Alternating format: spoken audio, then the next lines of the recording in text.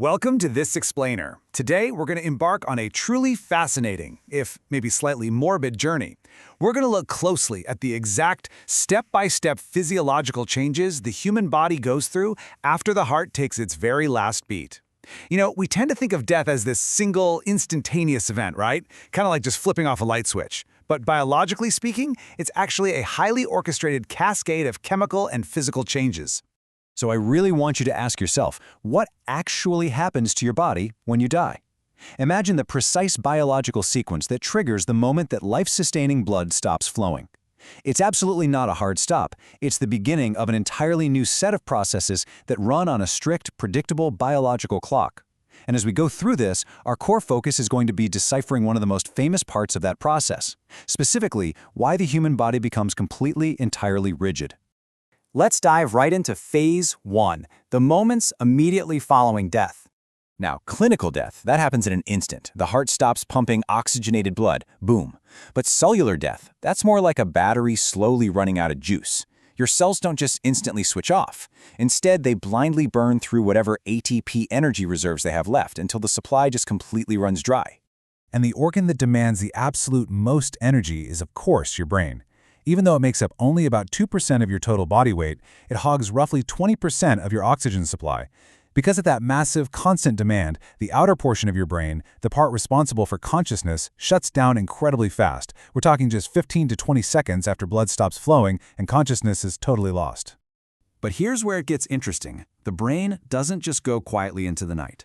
Neurons actually have these clever, short-lived energy backup systems. They can temporarily rely on phosphocreatine reserves, they can switch to anaerobic glycolysis, which lets them generate some energy without oxygen, or they can even use small glycogen stores from supporting cells called astrocytes. Because of these emergency buffers, organized electrical activity can actually keep going for minutes. Researchers have even observed brief surges of gamma waves, which are the brain waves we associate with memory retrieval and consciousness, happening shortly after the heart has formally stopped. That brings us to Phase 2, the early changes in those first few post-mortem hours. Without an active metabolism to generate heat, the body naturally starts to cool down. This is a process called rigor mortis, and the body basically equilibrates with the room temperature, dropping at roughly 1 to 1.5 degrees Fahrenheit per hour. At the exact same time, because the heart isn't pumping anymore, gravity just pulls all that stagnant blood down to the lowest parts of the body. We call this liver mortis or lividity. And by about 8 to 12 hours in, this reddish-purple pooling becomes totally fixed, meaning the color won't shift even if the body is physically rolled over. For forensic scientists, this is huge. It creates a literal timestamp and a massive visual clue to figure out if someone was moved after they died. Now we hit Phase 3, and this is our main focus: why muscles stiffen, the famous phenomenon of rigor mortis. So rigor mortis isn't just some random stiffness. By definition, it's the temporary stiffening of the body's skeletal and cardiac muscles, and it results specifically from the total depletion of ATP. It is the direct physical consequence of microscopic energy failure. To truly wrap our heads around this, we have to look at the microscopic chain reaction happening inside the muscle. When a muscle cell loses oxygen, the cell membrane essentially fails. This allows calcium ions to just violently flood into the muscle fibers. And this calcium flood forces tiny protein filaments, specifically actin and myosin, to bind together. By the way, that is the exact mechanism of a normal muscle contraction when you're alive. But here's the catch. To unbind those proteins and relax that muscle, the cell desperately needs ATP. And because the person is dead, the ATP is gone. I really want to emphasize this chemical lock analogy because it's so counterintuitive. When you're alive, your muscles use ATP to flex and contract, sure, but they absolutely require that same ATP to relax and let go of those actin and myosin proteins. In a dead muscle, once that ATP is depleted, those proteins are permanently locked together. So your muscles are essentially frozen in a perpetual state of microscopic contraction, literally locked in place. Which leads us to Phase 4, the specific timeline of this rigidity. Rigor mortis doesn't just happen to the whole body all at once. It follows something called Nystein's law, marching downward over a very strict biological clock. It shows up first in the small muscles, think the eyelids and the jaw, within the first 1 to 2 hours.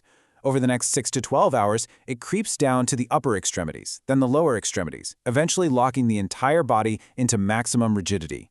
Then, finally, between 24 and 48 hours, that intense stiffness begins to resolve.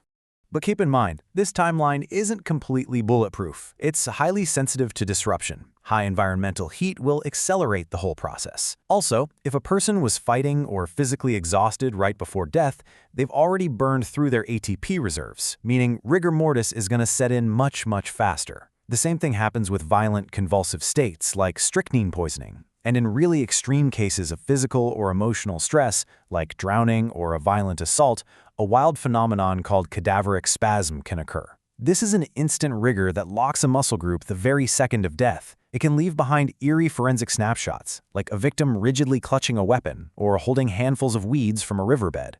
Moving on to Phase 5, unlocking those muscles through a process called secondary flaccidity. So, how do the muscles finally unlock? The body eventually enters secondary flaccidity, and the reason for this is actually because the body begins to literally digest itself. We see ongoing autolysis, where failing cells release destructive enzymes that start an internal breakdown. Then, putrefaction bacteria begin to multiply. Together, this decomposition physically dissolves those locked actin and myosin protein bonds we talked about earlier. Once the proteins themselves decay, the chemical lock is finally broken and the muscles just relax again. Finally, let's look at Phase 6, forensic preservation and some of the bizarre long-term changes that can happen. Under very specific conditions, a truly remarkable process can occur that creates something called adipocere, better known as corpse wax. This is a brown, fatty, wax-like substance that forms when body fat undergoes saponification, which literally translates to soap making. In moist, oxygen-deprived environments, specific bacteria cause the body's lipids to break down and combine into this highly durable, plastic-like soap. For forensic scientists, discovering adipocere is like striking gold. Because it essentially coats the body in this protective wax mold, it can pause the decomposition process entirely. This wax can preserve distinct facial features for months. It can maintain fragile evidence of things like stab wounds long after soft tissue would normally have vanished. It even keeps superficial identifying marks, like a tattoo, perfectly intact. It acts as nature's most bizarre yet effective preservation tool. So, when you put all of this together, consider how these predictable chemical clocks act as a master toolkit for investigators. The cooling of algor mortis, the blood pooling of livor mortis, the ATP depletion locking the muscles in rigor mortis, and even that long-term saponification of corpse wax. Forensic scientists essentially read these biological changes to wind the clock backward, piecing together the exact time, the manner, and the environmental circumstances of a person's final moments on Earth. But I want to leave you with this final thought. While the physical body follows this strictly predictable chemical breakdown that we can measure in time perfectly, the mind remains a profound mystery. We know those short-lived energy buffers allow the brain to fire organized gamma waves minutes after the heart stops. Could that fading electrical echo explain the intense, vivid near-death experiences that so many people report? You know, the tunnel, the light, that overwhelming sense of peace? Or does it hint at something way beyond our current biological understanding? It leaves us with such a fascinating contrast. The absolute, rigid certainty of the body shutting down, set right against the enduring, beautiful mystery of fading consciousness. Thanks for joining me on this explainer. I hope it gave you a whole new perspective on what happens when the clock finally stops.